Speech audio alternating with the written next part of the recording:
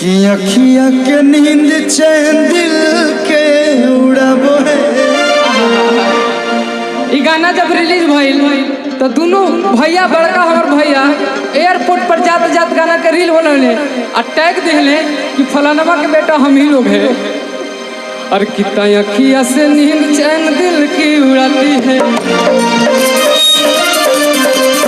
अखिया से नींद चैन दिल की उड़ाती है फलानवा के।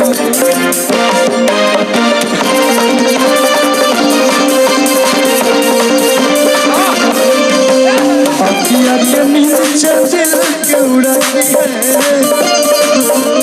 अखिया के नींद चैन दिल के उड़ाती है। यादव जी के बेटी सपना में आती है, फलाना के बेटी सपना में आती है। एक और ही गाना गा ले रही